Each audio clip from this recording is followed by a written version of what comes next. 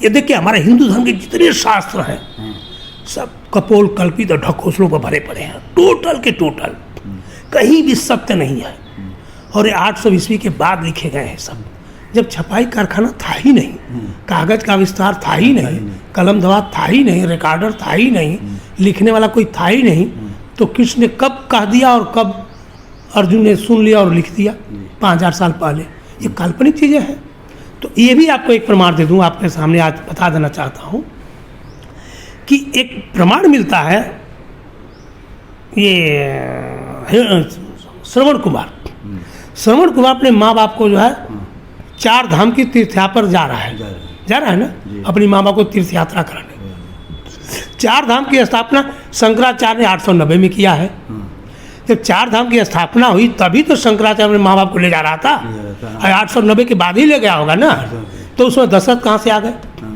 दशरथ ने ही बाण मारा है ना, और श्रवण कुमार का श्राप भी लगाया माँ बाप का, इसी से उनके वियोग भी, उनके बेटा को बिछड़ हुआ। तो इसका मतलब 809 के बाद ही लिखे हो ना ये रामचरितमानस साहब वाल्मीकि रामायण। ये कहाँ से हो गया 5000 साल पुराना?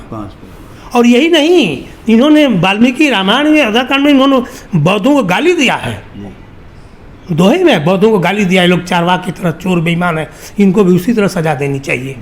तो जब बौद्धों को गाली दे रहे हो, इसका मतलब बौद्ध धर्म के पतन के बाद ही लिख रहे हो ना सब चीज़। कहाँ से 5000 साल हो गया? जितनी ढकोसला, अरे आप बिलीव नहीं करोगे इनके। तो मैं जैसे कि कहते हैं सूर्य हनुमान को निकल गए, कृष्ण जो है खीर से, कृष्ण आपके ये राम जो है खीर से पैदा हो गए, यहाँ तक कि गणपति को पार्वती के मैल से पैदा हो रहा है। बाप को पता ही नहीं मेरा बेटा पैदा हुआ, आके लड़ रहा है और उसका गला काट रहा है, और हम मान रहे हैं, और हाथी जोड़ के जोड़ भी दिया, और हम पढ़ भी रहे हैं, मान भी रहे हैं, चला भी रहे हैं।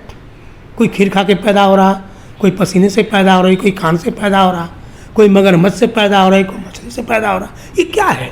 हमें तो लगता है जितने लिखे गए हैं ना सब, ये सब मतलब एकदम से भांग पी करके गजा के नशे में लिखे। कहीं लिखने का तथ्य नहीं कहीं दिखता है मुझे। जब हमारे लोग क्या करते हैं ना, सिर्फ आंख बंद के सुनते हैं, ऊपर एक एक लाइन का वर्ड नहीं निकालते हैं। अर्थ निकाले जाएंगे तो सबको मालूम पड़ेगा, दूध का दूध, पानी पानी पता चल जाएगा क्या गलत है क्या सही है। हम गलत और अच्छा, दूसरा मालूम है क्या कह दिया इन्होंने, तुम धर्म पर और भगवान पर तर्क नहीं कर सकते। अगर तर्क किया तो अधर्म और पाप है। इसी कारण आज तक कोई धर्म और भगवान पर अटैक नहीं करता है, न समीक्षा करता है, न उस पर अपनी तर्क बुद्धि लगाता है, क्योंकि उन्होंने रोक लगा दिया तर्क करने की। और जब आपको तो तर्क करने की रोक लग गई तो आप इंसान हो ही नहीं, आप तब तो गुलाम कर रहे हैं और आपके खिलाफ मुकदमे होंगे, तब क्या होगा? कहाँ से बातें कर रहे हैं? देखिए, हाँ आपने सही कहा। देखिए ये जो बातें मैं कर रहा हूँ ना, ये संवैधानिक अधिकार के कारण कर रहा हूँ। अच्छा। जब से 26 जनवरी 1950 को हमारा संविधान बना है, संविधान में आर्टिकल 13 कहता है कि आज के बाद 26 जनवरी 1950 के बाद जितनी भी छुआछूत, ऊंच नीच, भेदभाव के साथ परंपराएं चल रही हैं, रीति रिवाज चल रहे हैं, त्यौहार चल रहे हैं, जो भी कर्मकांड चल रहा है उसको ध्वस्त कर दिया गया है 26 जनवरी 1950 से आर्टिकल 13 के अनुसार। और एक आर्टिकल और दिया हुआ है 51AH, मैं उसी आर्टिकल के आधार से कह रहा हूँ। 51AH ये कहता है कि हर इंसान को, हर सेंट्रल गवर्नमेंट को, हर स्टेट को, हर नागरिक के अंदर वैज्ञानिक सोच पैदा करने की प्रवृत्ति पैदा करना है। तो हम वैज्ञानिक सोच प्रवृत्ति करने की पैदा कर रहा हूँ, 51AH के अनुसार काम कर रहा हूँ। हम छुआछूत, भेदभाव, टोना टोटका, जादू, जितने भी अंधविश्वास पाखंड है, चाहे वो भगवान के पक्ष में हो, चाहे किसी भी रूप में हो, चाहे किसी भी धर्म का हो, मैं उसके खिलाफ संघर्ष कर रहा हूँ। आपको एक ही बता दूँ कि जब संविधान जब हमें कहता है, अलाउ करता है ये सब करने के लिए, आप बोलते हैं कि आपको केस कर देगा, तो ठीक है, वो करने वाले करते भी हैं, लेकिन कोर्ट से किसी को आज तक सज़ा नहीं मिली। हजारों लोग लेखक लिखे हैं, कितने लिख रहे हैं, कितनी चीज़ें हैं, आप देखिए गूगल पर देखिए, हर जगह देखिए, इनके सब कर्मकांड का पर्दाफाश हो रहा है। और बड़े बड़े, अब तो यहाँ तक कि आपके पाली भाषा में क्या लिखा गया है, विदेशियों ने क्या क्या लिखा है, उसकी भी खगोल हो रही है। अब तो इनके हर लिखे पढ़े का पूरा एक पोस्टमार्टम हो रहा है। अब तो असलियत लोग ला के सामने रख रहे हैं, अब तो ओपन हो गया है। इसलिए अब ये कुछ नहीं कर सकते हैं, क्या करें, खाली धमकी देंगे, लेकिन तथ्य उनको बताओगे तो उनको भी समझ में आ जाता है। हमको कई लोग बोले, हमने बोला देखो भाई, इस चीज़ को मिटाने के लिए मैं काम कर रहा हूँ, अगर तुम भी साथ में आते हो तो मैं भी तुम्हारे साथ काम करने को तैयार हूँ। हमें समाज में भाईचारा बनाना है, छुआछूत भेदभाव। और मैं एक चीज़ और बता देना चाहूँ, उनको कहता हूँ हिंदू धर्म के अनुसार चाहे किसी धर्म के अनुसार, अगर जो इंसान एक इंसान को जात से नीच समझता है, चाहे यादव अगर कुर्मी को नीच समझता है तो वो भी ब्राह्मणवादी है। कुर्मी अगर भंगी और चमार को भी समझता है वो भी ब्राह्मणवादी है और वो अपराधी है। मैं उसको इंसान नहीं मानता हूँ। जो इंसान इस तरह का व्यवहार दिमाग में रखता है कि मैं जात से उच्च हूँ और वो जात से नीच है ना, उसको मैं इंसान नहीं मानता हूँ, उसको हैवान मानता हूँ। और वो अपराध कर रहा है, ये भी कह रहा हूँ कि अपराध भोग भी रहा है। वो हिंदू धर्म का हर आदमी भोग रहा है, लेकिन अहंकार में उसको दिखाई नहीं देती क्यों अपराध हर आदमी कर रहा है।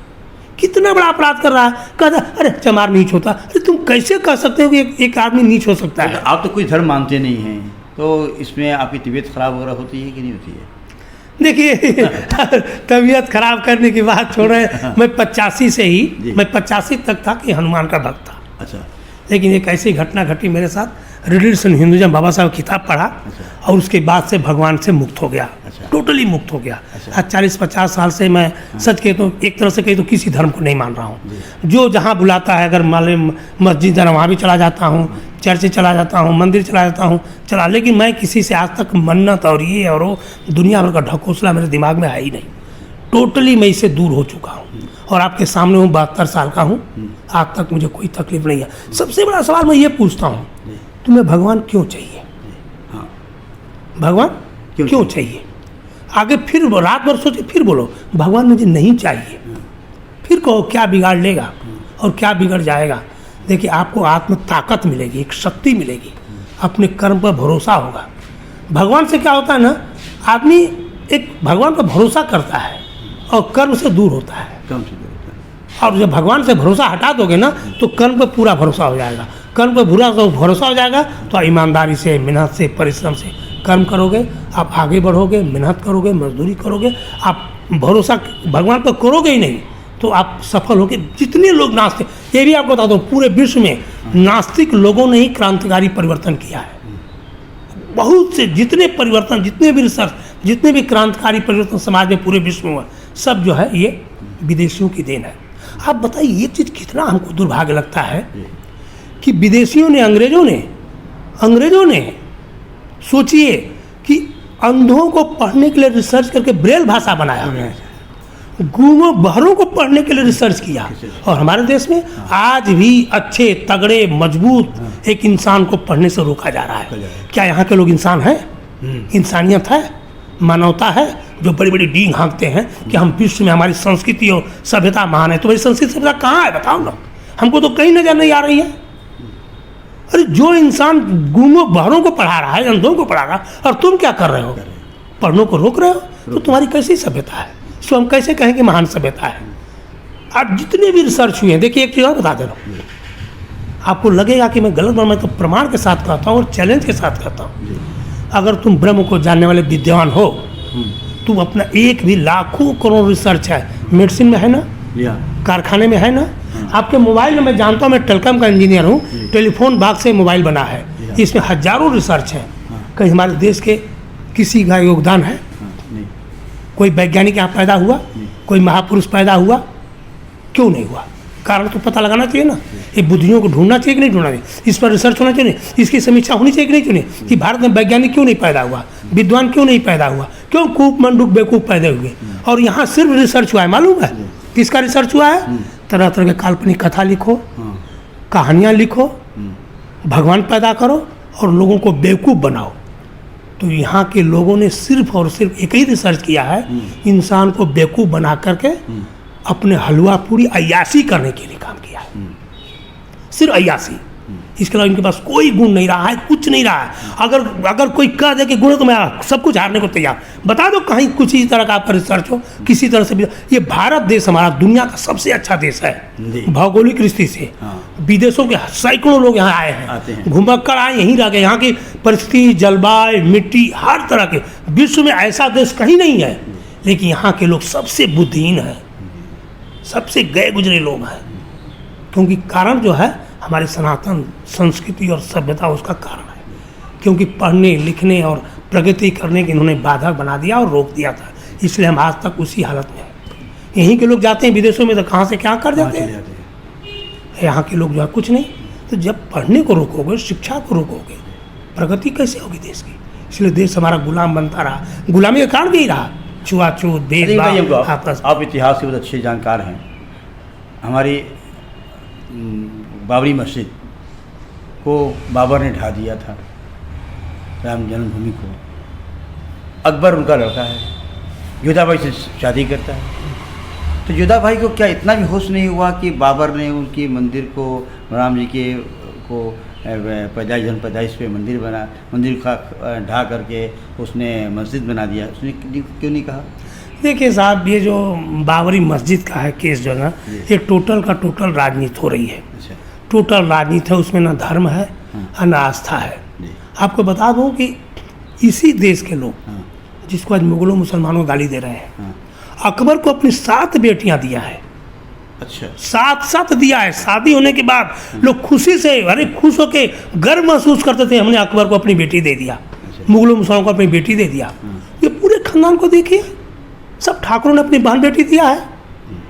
आज क्यों नहीं सोचते हैं कि हमने जब दिया है। आपको एक चीज़ बता दूं, यही देखिए आप, गाजीपुर में कमसार क्षेत्र है ना, सुने हैं ना, कमसार क्षेत्र में जो है सभी ठाकुर मुसलमान बन गए।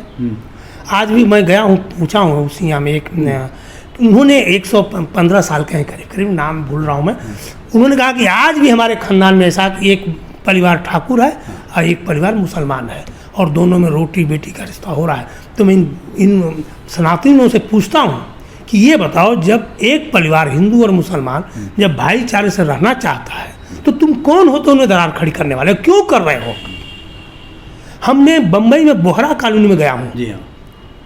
मैं जब विजिलेंस अफसर था तो उनकी इंक्वायरी करने गया, तो वहाँ बोहरा मिला, तो बताने लगा कि हम जो ब्राह्मण पहले थे, तो बोहरा मतलब गुजरात के सभी ब्राह्मण बोहरा बने हैं। उन्होंने भी कहा कि हमारा भी एक परिवार जो है भी आज हिंदू है, हम मुसलमान हैं, हम होली मनाते हैं, त्यौहार मनाते हैं। तो ऐसे ऐसे परिवार जब हिंदुस्तान में चाहे भारत में रह रहे हैं और भाईचारे से रहना चाहते हैं, अमन चैन से रहना चाहते हैं, तो तुम कौन होते हो कि हिंदू मुस्लिम दरार खड़ी कर रहे हो?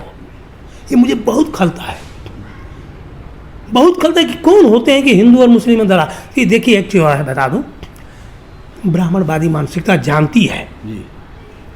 देखिए, एक होता है कि जब कोई दुश्मन किसी को सताया रहता है तो उसको बराबर उस दुश्मन से डर बना रहता है। आरएसएस होता है, विश्व हिंदू परिषद और कुल के कहता हूँ, इन्होंने अत्याचार शूद्रों पर किया है। अच्छा। तो अत्याचार का डर इनको बराबर बना हुआ है कि हमने अत्याचार किया है। उस अत्याचार को ढाकन के लिए तरह तरह के प्रयोग ला रहे हैं, तरह तरह की बातें कर रहे हैं, और ढाकन को कम करने के लिए ये हिंदू मुस्लिम का एजेंडा लाते हैं। हिंदू मुस्लिम का कोई झगड़ा नहीं है, और वो भी जानते हैं अगर झगड़ा होता कुछ बात तो दामाद क्यों बनाते हैं? 10-15 लोग बड़े बड़े नेताओं के जो है, इनके आरएसएस के, विश्व हिंदू परिषद, बड़े बड़े नेता जो है बहन बेटी लाए हैं मुगलों मुसलमानों की। अगर इस तरह की बात होती तो क्यों सब मुगलों में किया थी। हाँ? मैं जानना चाहता हूँ कि इस वक्त हमारे देश के राष्ट्रपति जी महोदय हैं, उनकी वाइफ भी तो ब्राह्मण है, हमारे आदित्य जी MP हैं, ये भी हर जन शेड्यूल कास्ट के नेता के बीवियाँ, खुद बाबा साहब अम्बेडकर की बीवी जो है ब्राह्मण थी। इसका रीज़न क्या है? देखिए, ये रीज़न तो हम इस पर नहीं जाना चाहते हैं। रीज़न तो हमने बहुत पहले भी सुना है कि लव हो जाता है, प्यार हो जाता है, लोग करते हैं, उसमें दुरा भी हुआ है, रोकाव भी हुआ है, कई तरह के। अब तो और ज़्यादा बढ़ता जा रहा है। बाबा साहब अम्बेडकर ने जब पहली बार ब्राह्मणी से शादी किया था तो उस समय भी कुछ लोगों ने उसको सराहा, कुछ लोगों ने उसको दुत्कारा, लेकिन उसका फ़ायदा ये हुआ कि आज महाराष्ट्र में जात पात, छुआछूत, ये सब बहुत कम हो गया है। अच्छा। उस शादी से बहुत बड़ा प्रभाव पड़ा है। अच्छा। आज जो है हमने देखा है, महाराष्ट्रियन लड़की किसी भी लड़के से अगर उसके योग्य है तो शादी करने में जरा भी नहीं हिचकती है, और वो परिवार जो है मान सम्मान के साथ, रिसेप्शन के साथ किसी भी जात से शादी करते हैं। अच्छा। महाराष्ट्रियन लोगों में ये चीज़ नहीं है। अच्छा। हाँ, हमारे यादव लोग कम से मैं जानता हूँ 10-15% यादव के लड़के जो है, लड़कियाँ जो है महाराष्ट्रियन के साथ शादी किया हुआ है। तो वो चीज़ें अब वो तो खैर, अगर इसको पूरा छूट दे दिया जाए ना। देखिए, मैं एक चीज़ और देखा, अनुभव कर रहा हूँ, अगर माँ बाप लड़के लड़कियों की शादी ना करें, टोटल लड़के लड़कियों को छोड़ दें, जैसे कि महाराष्ट्र में है, महाराष्ट्र में वहाँ पर छोड़ दिया गया है। लड़कियों का कहा, तुम लड़का ढूंढ ले, मैं शादी कर दूंगा। अच्छा। सच बताता हूँ, लड़की अपने लिए बर ढूंढती है, अगर पढ़ लिख लिया है, नौकरी करे, वो अपने लिए बर ढूंढती है, माँ बाप को बोलते हैं खुशी से। अगर इस तरह के पूरे देश में माहौल हो जाए ना, तो जात पात छुआछूत भेदभाव मिटते देर नहीं लगेगी। ये हमारे बुजुर्ग जो है सनातनी धर्म कहिए या हिंदू धर्म कहिए या परंपरा को लेके जो ढो रहे हैं ना, वही सबसे बड़े घातक हैं इस भाईचारे के लिए, चाहे हिंदू हो, मुसलमान हो, चाहे जात हो, यादव, कुर्मी, कोहरी, पासी, तेली। नहीं तो अगर आप छूट कर दो ना, देखिए मैं कह रहा हूँ 5 साल 10 साल में पता ही नहीं चलेगा, जात पात खत्म हो जाएगी। रोटी बेटी का रिश्ता शुरू हो जाए, देखिए तुरंत ये सब खत्म हो जाएगा। लेकिन ये जो ब्राह्मणवादी व्यवस्था है, सनातनी व्यवस्था है, ये कतई नहीं चाहेगी। जानते हैं क्यों? क्योंकि हिंदू धर्म की आस्था जानते हैं क्या है, आत्मा क्या है? छुआछूत, भेदभाव, ऊंच नीच। अच्छा, हाँ, ये टूट गया है। हिंदू धर्म की आस्था और आत्मा है, उसकी हृदय है हृदय है। कि सीढ़ी नुमा, ऊंच नीच, छुआछूत की भेदभाव बनी रहे, उसको कभी किसी भी सूरत में ख़त्म नहीं करना चाहते। यही कारण है इस देश के दुर्भाग्य का। वो अपनी आत्मा को खोना नहीं चाहते। नहीं, देखिए आरक्षण की समीक्षा कर रहे हैं, क्यों नहीं जात पात की समीक्षा करते हैं? छुआछूत की क्यों नहीं करते हैं? उसकी करो, संविधान प्रदत्त है, संविधान ने कहा है मिटाओ, लेकिन नहीं। संविधान तो कहता है ना, आपको बताया ना, वैज्ञानिक सोच। आज बताइए, आप सुबह सुबह टीवी खोलिए, 10 ठो बाबा आ जाएंगे, कोई कुंडली बताएगा, कोई ज्योतिषी बताएगा, कोई पाखंड, नहीं तो क्या है। बम्बई में अंधश्रद्धा कानून बना हुआ है। अच्छा, वहाँ अगर हाथ देखने वाला, हस्तरेखा देखने वाला और ज्योतिषी वाला अरेस्ट हो जाते हैं। अच्छा, हाँ, उनको अरेस्ट हो जाना पड़ता है। हाँ, यहाँ नहीं है तो यहाँ कुछ भी ढोक रहे हैं। अच्छा, महाराष्ट्र में अभी देखिए, राजस्थान में कानून बना है, अच्छा, अब मरने के बाद मृत्यु भोज नहीं कर सकते हैं। जो खाएगा उसको भी सर जेल है, और जो सामान बेचेगा उसको भी जेल है। वाह, ये संविधान सम्मत है ना भाई। हाँ। तो संविधान सम्मत तो कोई काम ही नहीं हो रहा है। हाँ। सब तो ये अपने मनुस्मृति के अनुसार धीरे धीरे बैक डोर से चला रहे हैं, परंपरा के नाम पर। ये परंपरा है, परंपरा है। ये सच है कि रियलिटी में संविधान का मूल रूप से काम भारत में नहीं हुआ अब तक। कतई नहीं हुआ है। हाँ। कांग्रेस ने ही शुरू नहीं किया। सच कहे तो कांग्रेस की गलती है। अगर संविधान सही में लागू हो जाता ना, जी, तो ये जात पात छुआ। आप बताइए ना, संविधान में जो है कोर्ट से तलाक होता है ना, सिर्फ कोर्ट की मान्यता है शादी की। कहाँ हो रही है? सिर्फ कोर्ट की मान्यता। आज यही कानून भारत में लग जाए कि हर इंसान को जो है कोर्ट से ही शादी करना और कोर्ट से ही तलाक होगा।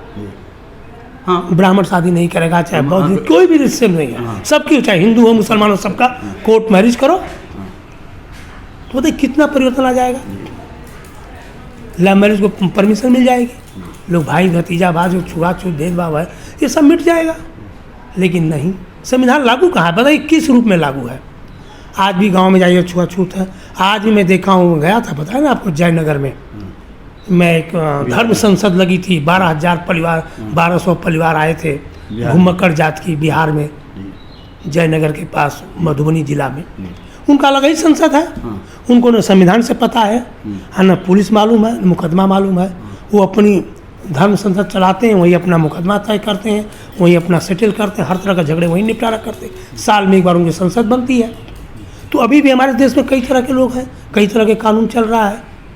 उनको संविधान नहीं मालूम है, कानून नहीं मालूम है, पुलिस नहीं मालूम है, पुलिस में जाते ही नहीं। किसी भी तरह का झगड़ा आपस में होता है, वो धर्म संसद में साल में एक बार इकट्ठा होते हैं और पूरा झगड़ा का निपटारा कर लेते हैं। और बड़े ईमानदारी से मैं देखा, अरे बाप रे, ऐसी ईमानदारी अगर हमारे सच में कहिए तो ये जो हमारा जो कचहरी है ना, कोर्ट कचहरी, इसमें ऐसी ईमानदारी हो जाए ना, तो कोई मुकदमा पेंडिंग रहेगा ही नहीं। ईमानदारी, अरे उनका कोई मुकदमा पेंडिंग नहीं रहता है। हर साल का साल पूरा का पूरा खत्म कर देते हैं, ऑन द स्पॉट वहीं सजा दे देते हैं। पूरी संसद के सामने, पूरी प्रजा के सामने, दोनों के सामने बातचीत करके, बहस करके इमीडिएट खत्म होता है मैटर। मैं आपसे जानना चाहता हूँ ये कि पूरे भारत के अंदर में यादव समाज जो है सबसे ज़्यादा परेशान है, और परेशानी से निकलने के लिए आपके ख्याल में कौन सा अख्तियार करें ताकि वो निकल जाए? देखिए, इसे सच कहिए तो फिर यादव ही परेशान नहीं है। इस समय तो हम देख रहा हूँ कि हर जातियाँ जो सबसे निचले पायदान पर वो भी परेशान है। वो अपनी रोजी रोटी के लिए परेशान है, पेट पालन कैसे होगा वो परेशान है, अपने जीविका के लिए परेशान है, घर गृहस्थी बसाने के लिए परेशान है। यादव थोड़ा संपन्न हो गया है। यादव की संपन्नता की बात कर रहा हूँ मैं। देखिए, किसी देवी देवता भगवान का चमत्कार नहीं है।